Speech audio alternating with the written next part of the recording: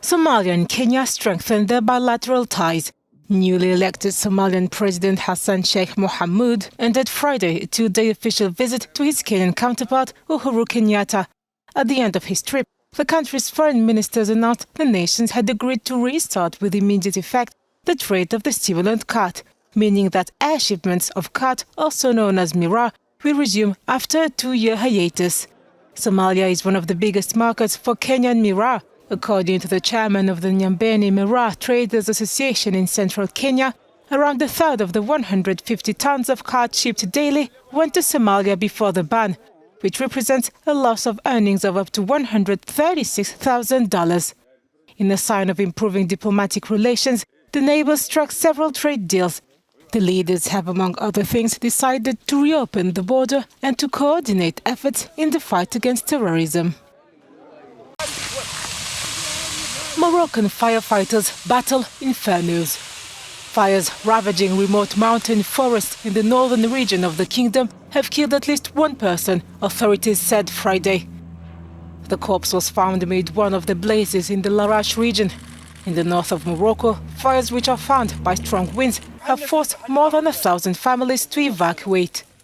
Raging blazes broke out on Wednesday and have already destroyed 1,600 hectares of woodland in the provinces of Larache, Ouessane, Taza and Tétouan.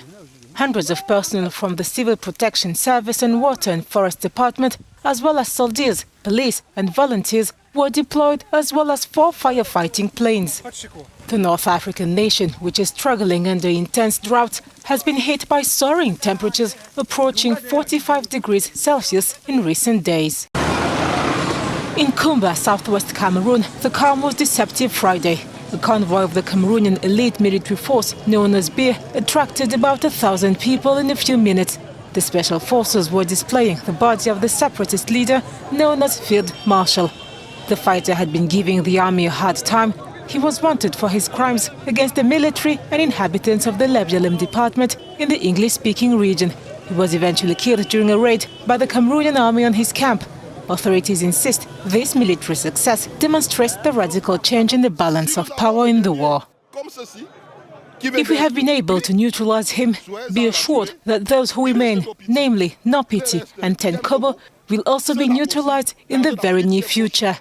Speaking in the name of the head of state, the ministers and the prime minister here in the department, I can assure you that they will be neutralized one by one. The residents say they are relieved and can return home because for a long time they were living in hell. Yes. At last, a bit of peace. The person who was killed frightened us. He terrorized us. At night, they came to attack and fire shots. We're thankful the army brought us a little peace.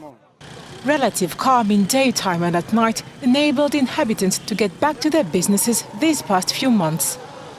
As the corpse of Separatist leader Field Marshal was displayed in Kumba Friday, life has resumed in the largest city of the English-speaking southwest region of Cameroon.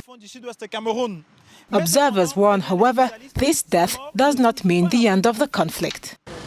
This political analyst insists victory must not be claimed too quickly. The only way out is not the killing of these boys. The way out is to sit down and talk, discuss and dialogue. But the death of Field Marshal will not change the situation. It will not change. Because the Amber boys are so determined in the struggle. Since 2016, November 2016, now we're 2022, 6 years. According to the Norwegian Refugee Council, the war in the English-speaking regions of Cameroon is one of the most neglected crises in the world, with thousands either internally displaced or exiled. Ons Jabeur knows how to make a big entrance.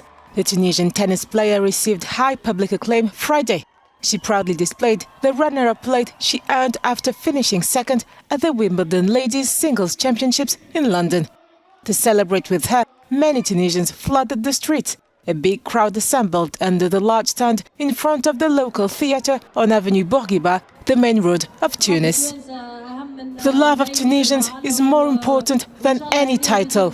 I hope this is the beginning of many more victories. I am proud to be Tunisian. Jabeur was swarmed by reporters, supporters and television cameras as everyone tried to get a shot of the trailblazing player. The luckiest spectators caught balls signed by the 27-year-old, nicknamed the Minister of Happiness. When she succeeds, I feel like I did. We hope that she will mark herself out again and that she will become #1. It must be said that for us, she is already #1. We hope that she will be an example for Tunisian girls and boys. Jabeur has spent much of her career breaking new ground for African and Arab tennis. She was the first African to win a WTA Tour title and the first to win a Masters tournament when she lifted the Madrid Trophy in May. She is so popular that the number of members joining her club has doubled. On Friday, the Republic of the Congo unveiled the provisional results of the first round of this month's legislative elections. The polls sought to fill the 151 seats of the National Assembly. According to the Minister of Territorial Administration, who announced the provisional results, the ruling party dominated the election. The Congolese Labour Party, PCT, of President Denis Sassou Nguesso won more than half of the seats. The voter turnout, however, was not communicated. A second round will take place by the end of July, once the results are certified by the Constitutional Court. Facing the PCT, the Pan-African Union for Social Democracy and the Union of Humanist Democrats fielded candidates. The Federation and the Collective of the Congolese opposition boycotted the vote.